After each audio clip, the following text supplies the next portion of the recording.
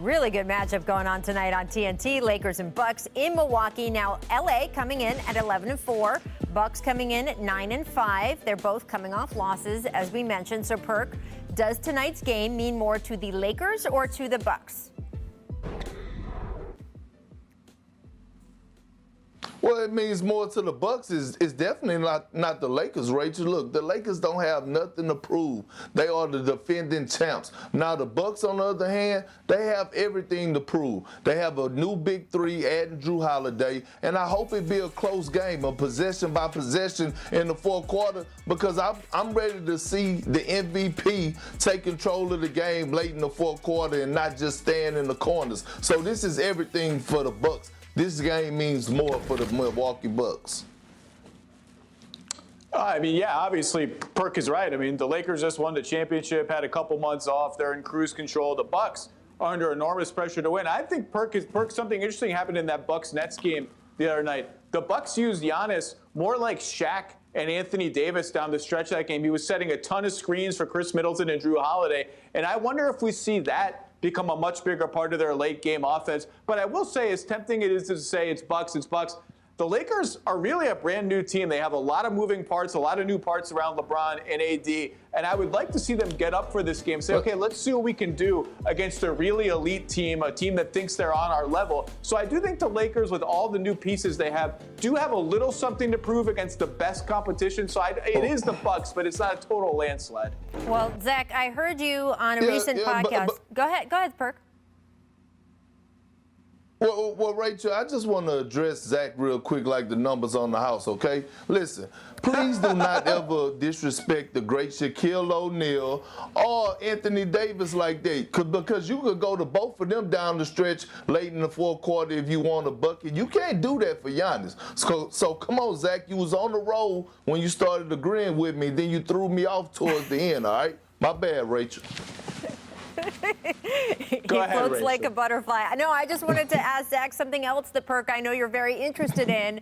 Zach, I heard you on a recent podcast talking about who Giannis was guarding at the end of the game, and I know that that is one of Perk's favorite topics. So, Zach, why don't you go first, and I will let Perk bring that home. Well, I watched that whole Bucks-Nets, flashball game. Everybody wants to see it.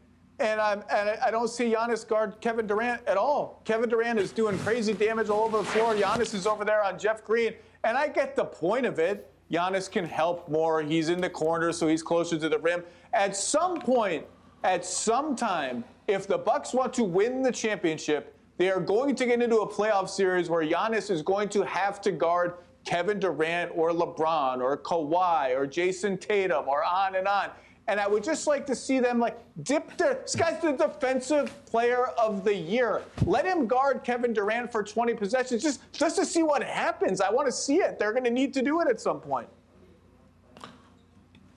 Yeah, but Zach, look, you can't say let him guard him. Look, Giannis is the defensive player of the year, and he's the MVP winner from last season.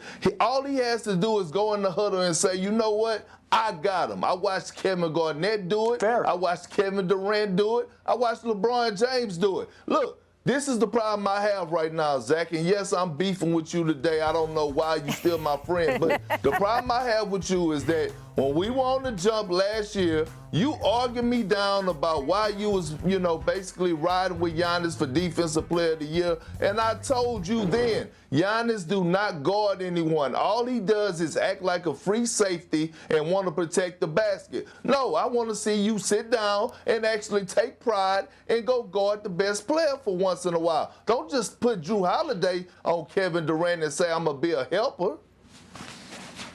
Or Chris Middleton. Chris Middleton was guarding him for most of that game. And you're right, Perk. It's not just on Mike Budenholzer. I mean, Giannis is the MVP. When you're of that stature, when your stature is such that your organization just a few months ago turned everything upside down just to get your signature on a piece of paper, you can go up to the coach and say, I got him. And we just haven't seen that. And it's becoming strange. We've been talking about this since the conference finals 2 years ago when he didn't guard Kawhi Leonard all. It's time to see a little bit of it, I think. All right. Perk has gotten that out of his system. I know he feels better. That's the Zach Lowe. Yes.